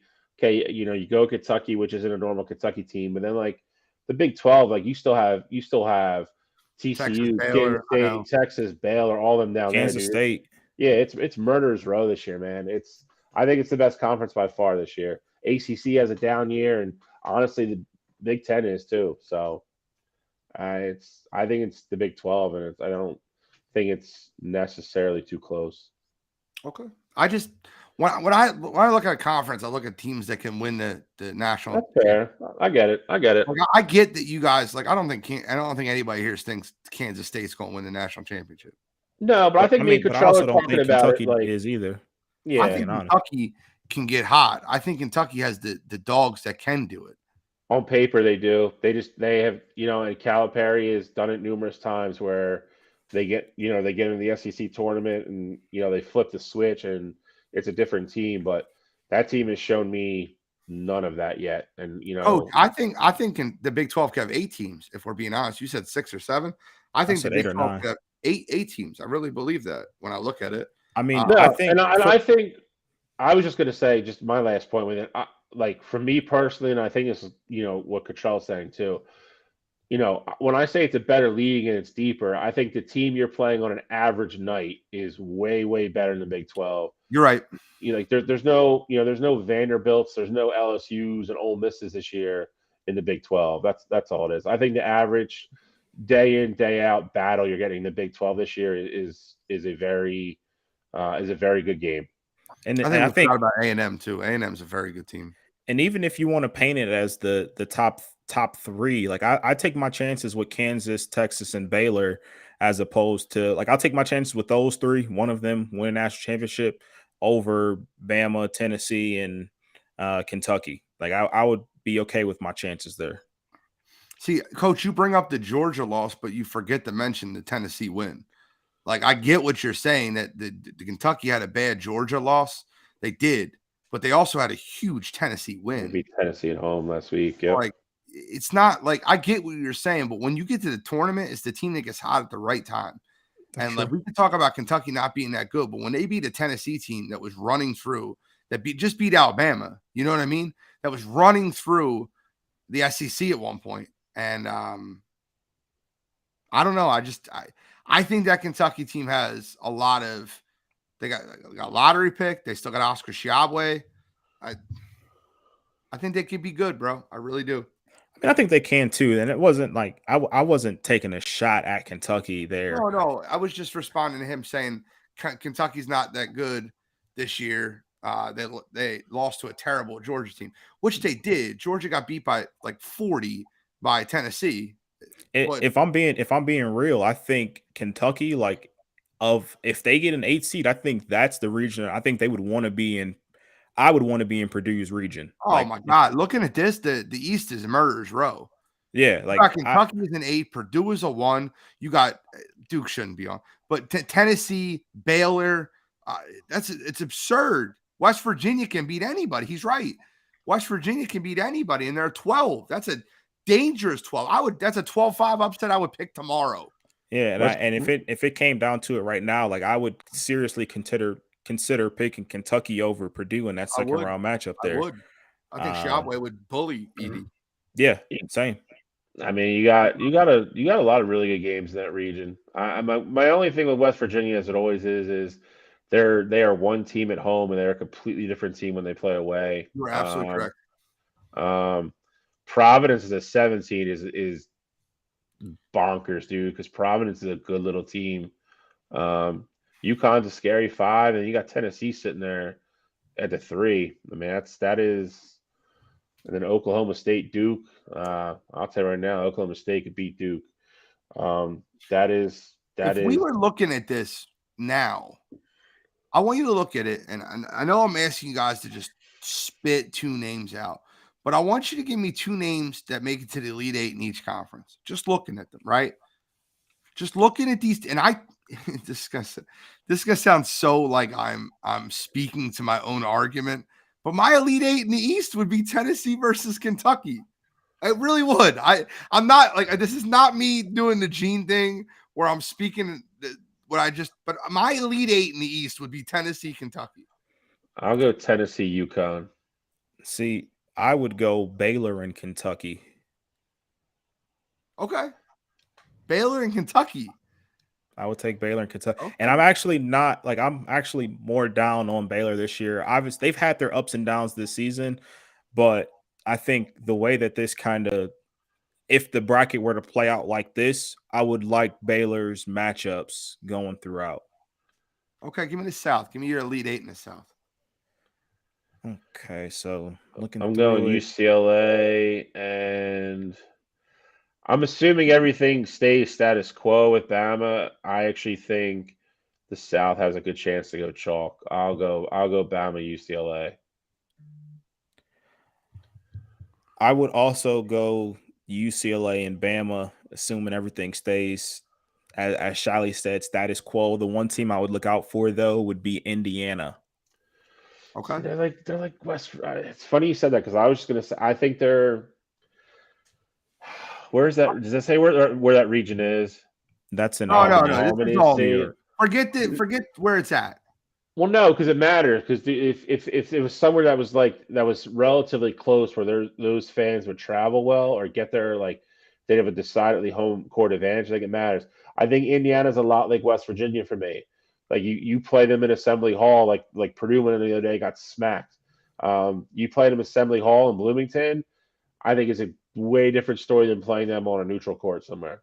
You ready for me to get nuts on you guys? I mean, I hear you, but I think Indiana just they have one of the best players in the country. Like when you have one of those guys, news like for you. Indiana is not making it out of opening weekend in that little foursome. I got Creighton versus UCLA in the Elite Eight. Creighton's gonna have a tough time with that 12 seeds they got. I knew you were gonna go there. He ain't wrong though, man. The Golden Flashes are legit. They are. This year is one of the best teams I've ever seen, and they made the tournament a few years back. Yeah, I get it, what you're saying.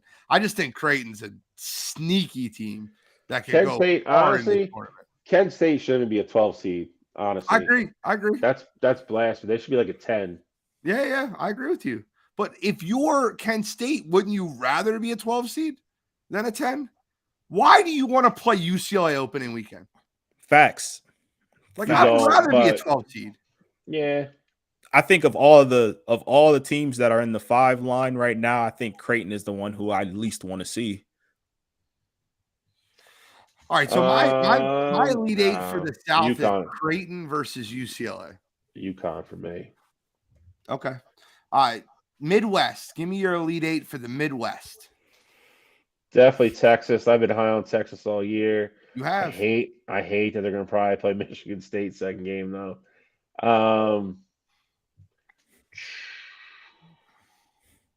Yo, this bracket stinks. I would go so bad. I'd go crazy here. You gonna go A&M? No. Give me Drake and Michigan State. This bracket stinks. I'm going chalk here too. I'm going Texas, Houston. I mean, Houston's not going to play. Marquette before. A&M could. You know what? Yeah. I would go A&M and Michigan State. Actually, A&M Michigan State. I talked into it. You did. I'll go Houston, Texas. I think you get it. Michigan State. Yes, I do have Michigan State. You're a crazy person, bro. The thing is that like, especially in a situation like this, like if it were to shake out like this is literally what Tom Izzo's like made for. Like a situation where Texas loses their head coach during the season, like they have an interim guy in there. They've been playing well since he's been gone. Since he's been gone. No. Don't get me wrong. They 100% have, but we know everything changes in the tournament. Tom Izzo will put together a game plan, and I would love to see how a coach, responds to what Izzo was doing in the tournament. Like we've seen so many times Izzo's teams. But here's the thing: when's the last time it's really happened? What do you mean? Izzo took out Zion, Cam Reddish, and that dude RJ Barrett. Stunk. But that team was they were beating everybody that year. When's the last time Michigan State won a national championship? I mean, it's definitely been a while. Like, don't get me wrong. Listen, I think he's a great coach. Like, I'm not getting exactly. That's it. That's my whole point. Like, oh man, it's like we hear the same thing every year, but then like there's years they lose the first game or the second game and go home, and then the next year we get the same thing. Like, oh, nobody wants to see Tom Izzo when like the teams have been mediocre for the last 4 or 5 years. But you even won a Big Ten. Like you even said it though. You were like, I hate that Texas would have to see Michigan State the second round. Why do you say that? Because Tom Izzo can have those guys ready to go. I think talent wise too. Like I would. I think talent wise too. Like I've seen Michigan State. Not saying that I haven't seen Texas go up against these top teams, but I think I've seen Michigan State play some of their best ball. I think Tom Izzo would have them ready to go in the tournament. By the way, I'm looking at the West, and I don't think the West is that good either. West might be the worst. It's got a bunch of like middle of the pack, like Big Ten. I'll tell you right now, watch out for Oral Roberts. Facts. Watch out for Oral Roberts. Cottrell tell you all about Oral Roberts. If I'm looking at the West, you're gonna laugh at me. I think this is me like wishful thinking, but that's okay. Give me oh man, I don't want to do this. Give me Arkansas versus Maryland. It's funny. I literally just almost picked Maryland because they're playing real well right now. I'm going Kansas though, and I'm gonna switch it up a little bit. Give me Kansas and an all Big 12 Elite 8 with Iowa State. Okay. I would take Kansas, although I think Arkansas No, Arkansas would son. be a scary team, especially if I name slips my mind right now, but they got a kid who's going to be a lottery pick, supposedly coming back before the tournament starts. I think they could be a sneaky good 9 seed there. Don't love Kansas, like I said before. Like I think they're going to be beat up going into the tournament. But in this region as is, I would take Kansas to come out to the Elite Eight. And I tend to agree with Shally going with Iowa State, but I would not be surprised at all if Oral Roberts was the one to make it to the Elite Eight. I'm with you. Can we talk about the elephant in the room? Sure. Fact that none of us are going to have a horse in this race this year. Oh, I know. No Nova, no Ohio State, no Michigan. Nada. No UNC right now. No. That's gonna be Correct. that's the biggest flop of them all. Bro, this is a wild field. And I think it makes it more entertaining, right? Like, I don't mean to be smart when I say this. I know you guys all want dogs in the race. I want Villanova. You want Michigan. Control wants Ohio State. I get that. But, like, this field is wild. You can see an 11 seed win the whole damn tournament. It's wild, and I like it because there's too many tournaments where, like, okay, like, half the games could go the other way, but then, like, like, half the other teams, like, are going to be there, come Sweet 16. I don't think you could say that this year. Like, I think, again, we already talked about the ones. I mean, I could see one of them not making it to the Sweet 16 easily. Don't take this the wrong way, and this is going to sound really stupid and really outlandish and out there. I could see Purdue losing to Morehead State. I'm not kidding with you. No, see, that's crazy. I think Purdue is the worst 1 seed of our. They are, but they're not losing. All right, Kentucky. No, they're definitely like not they're not a number 1 seed. Like, Zach Edey's can only take you so far. Like, I get it. He's having an incredible season. Not even good. He's just tall. He's having a great season. Like, I don't want to take away from him because he's tall. Like, he's having a great season. And where he was at 3 years ago versus where he's at now, it's miles ahead of each other. So, like, I don't want to take that away from the kid because he's shown so much improvement. Because, I mean, he's been 7'4" since he got in college. Is that now he knows how to work the 7'4".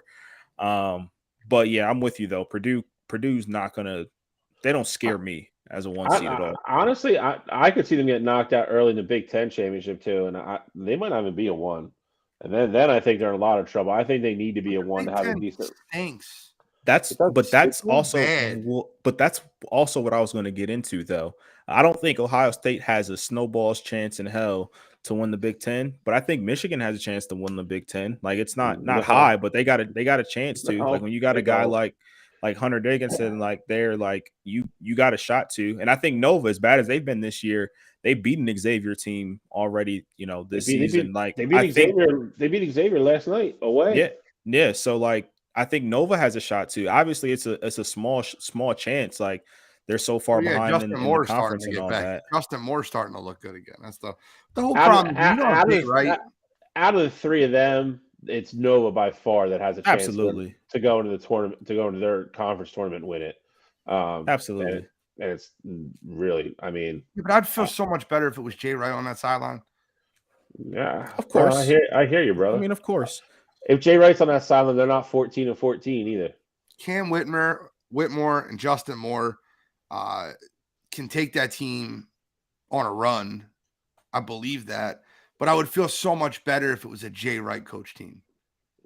No, I mean, I 100% agree with you. And then, Bill, I will say too, I don't think Michigan talent-wise is like up there this year. Like, obviously it's a down year for them, but I think in a situation where if Purdue somehow, some way gets knocked out early or before Michigan has to see them, like, we just saw Michigan take care of a Michigan State team. Like, Michigan can play with some of the better teams in that conference. Like, Ohio State just stinks this year. Like, I don't know what's going on. So that's why I'm not throwing them in there. But, like, Michigan can play up to the level of competition. They can. The problem is we just played down the teams too. I mean, I'll be honest, man. I think talent-wise, it's not the most talented team Juwan's had. This is the year he's had to coach the most. And for me, he's been a little lackluster this year. I think he took way too long to figure out his rotations. I think he plays to his sons a little bit too much. But again, I mean, they're good enough to do it. They would need a couple breaks to go their way, and with it being on a neutral court, who the hell knows? But I think there's too many teams in the Big Ten that are playing well. I mean, Michigan State was until the other day with that hiccup, and then Northwestern and Maryland have been playing great. So they're the two dark horses for me. I got news for you too, and this is going to sound real genish. There's no doubt in my mind that I think Purdue loses to Kentucky, but if they don't lose to Kentucky, I'm almost sure Gonzaga beats them.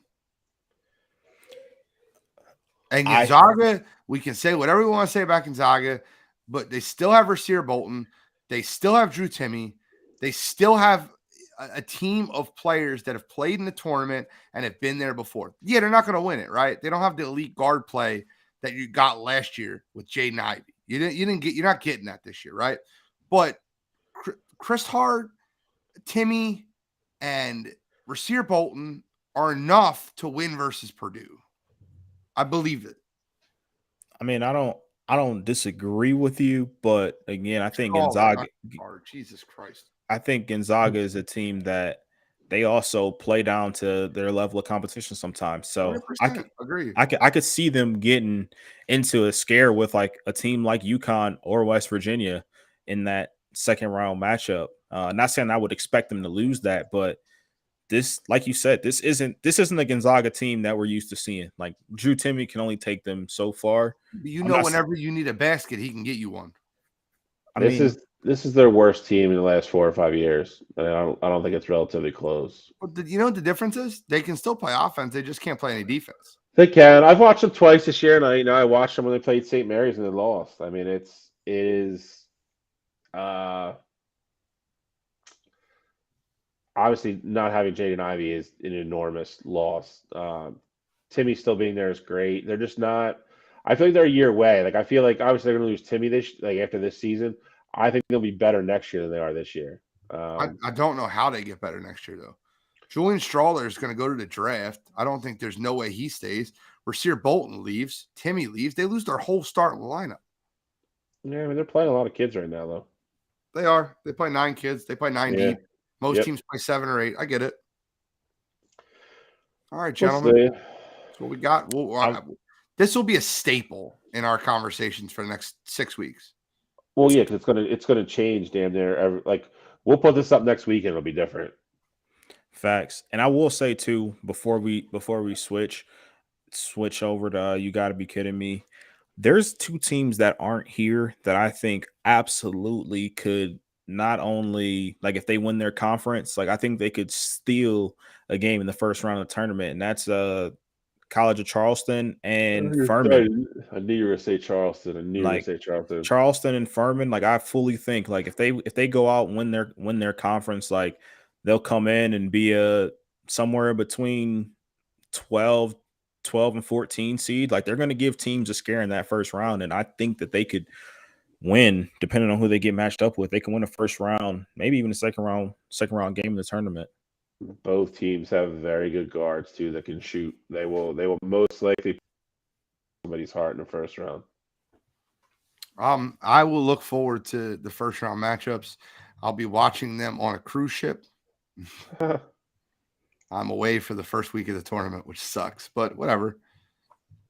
It's one of my favorite days of the year, man. Those 2 days. It is, but I got to go on vacation sometime, bro. I hear you, brother. I'm way over here. I would definitely be taking off that Thursday, going somewhere and watching all the games. You guys started that. That was the first time when I was up there. That was the first time that I've actually like been off and watched all the games all day. And so now I'm going to do it every year. So I appreciate it. It was good. It was good till the end, Let's get it. Yeah. Let's get in. You got to be kidding me. We'll get Gene started again.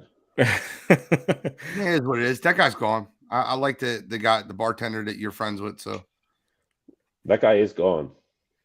Oh, your bartender's your friend? I don't know. Will's there. Oh yeah, I know that guy's gone. That's right. You were there. Yeah, we were. That's right. We were there for softball. I forgot. So I got 2 this week. I'd prefer to go. I don't want to step on any toes this week. I don't have one, so you can do one for me. Okay, wonderful. You want to go last? You said. I mean, I was gonna say I'd prefer to because I don't want to take if you guys have one. Mine are kind of lumped together, so Mine's simple. Mine is, and you won't screw mine up. okay. All right, cool. So my you gotta be kidding me this week is in the large picture, it's cancel culture. In the smaller instance, it's 2 different scenarios that happen. So the first one being Tiger Woods and Justin Thomas, they do their little thing, on the golf course. Obviously these guys are great friends and all this. Um, there was a hole in their last tournament where Tiger drove the ball farther than what JT did. So during, while they're walking to their balls, Tiger doesn't say anything to him, does it very discreetly. He hands JT a tampon. It was absolutely hilarious. Like in the moment, no one caught it, but of course, in this day and age, there's cameras everywhere. Someone got a picture of it. I thought, no big deal, but of course, people see it. They post it on Twitter, and everyone's like, how could Tiger make such a distasteful gesture and things like that? I absolutely can't stand it.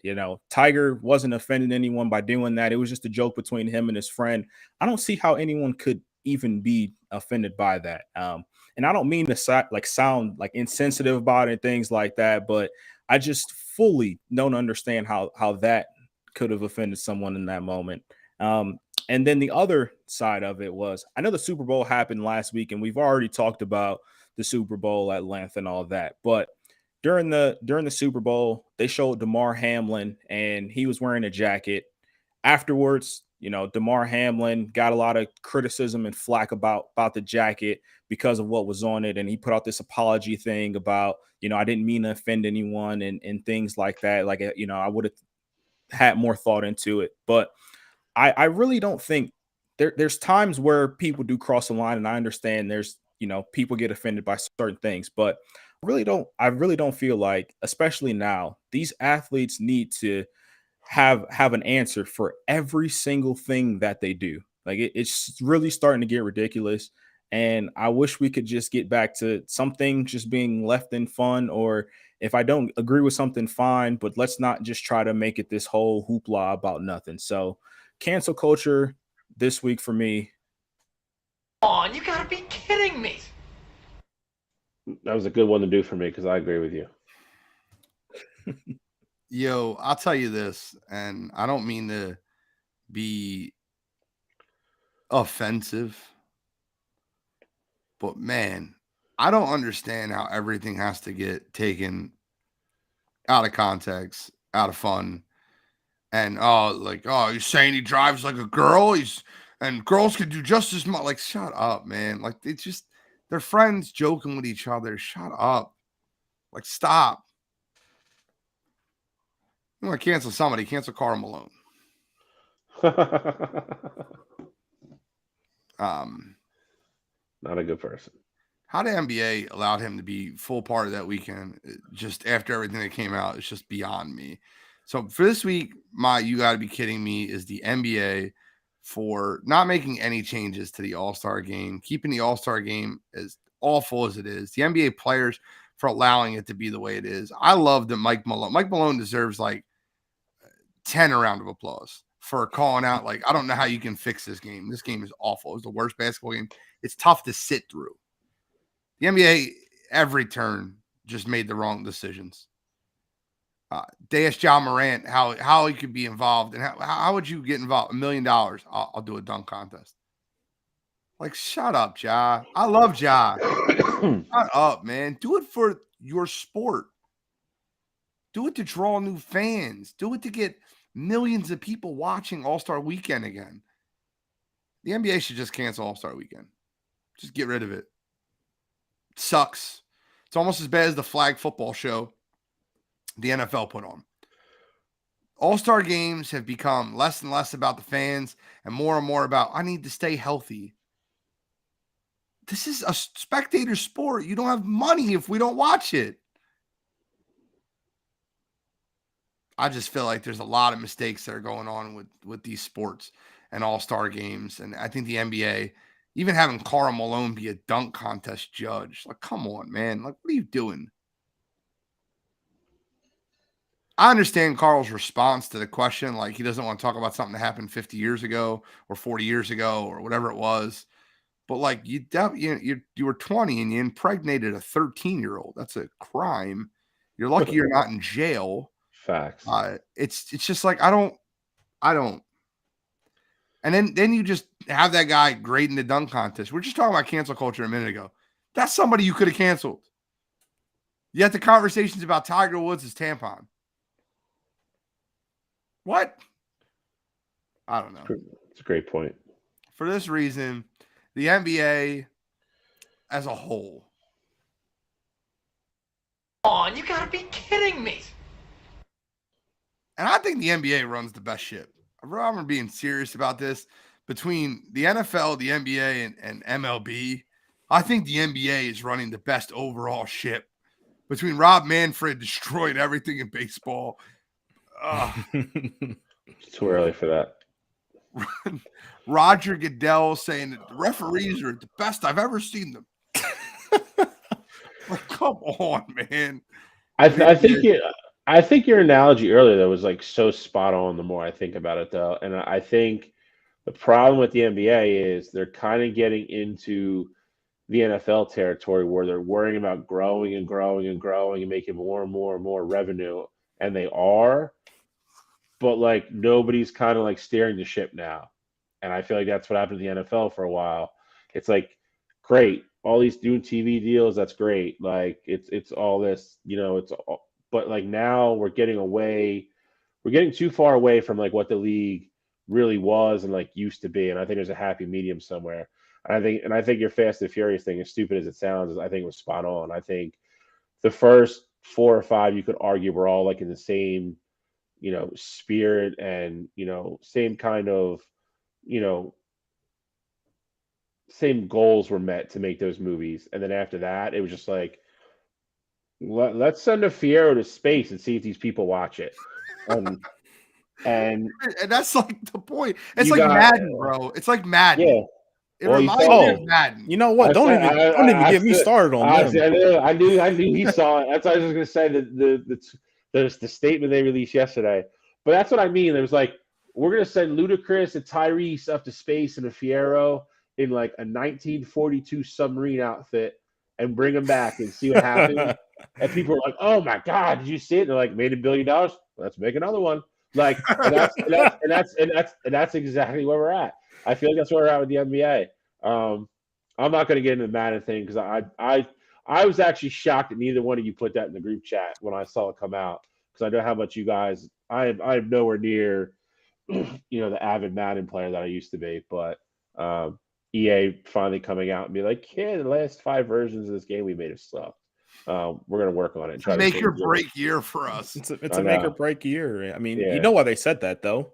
It's because if this game has as much of a down year as it does next year, 2K is probably going to come over and they're going to probably offer Madden or offer the league, a large sum of money that they probably won't be able to refuse. I'll tell you the other reason Madden's going to be in trouble too is because when they release NCAA next year, I think everybody's going to buy that. I don't think anybody's going to buy Madden next year. I think everybody's just going to be. I think you'll get the people that buy it for their franchise leagues and their connected franchises and the MUT people. But like in reality, if you're talking about the casual buyer of which one I'd rather buy, I'd rather play NCAA all day. And even now we're off on a tangent here, but I was just playing NCAA 06 a couple days ago. And the fact that I could have FCS schools, I could have HBCUs, like, how do you have all this ability to put this in these games in 2006? But even in 2014, all I have is these just Division I programs, no AA, no HBCUs, nothing. It's crazy. EA, someone someone needs to go to EA's office and just let them know what's going on, because it's really getting out of hand. They've become too big for their own good, and now they care too much about what they look like on paper. And as long as what they look like on paper looks good, they don't give a shit about the rest. And that's where we're at with EA. Well, I appreciate everybody tuning in this week.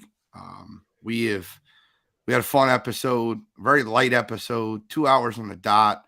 A lot of fun. Fun. We're going to continue these fun episodes. We're going to get together and talk about a new bracket, because we need a new bracket. We need a new bracket. You want to shout the merch out again, Gene? Yeah. Merch on the screen. Buy merch. It helps us. And we love you. And I think they look good. They're fly as hell. I wear this stuff everywhere. Look at this. Listen, I'll put it to you this way. The biggest buyer of merch will be me. That's all I wear.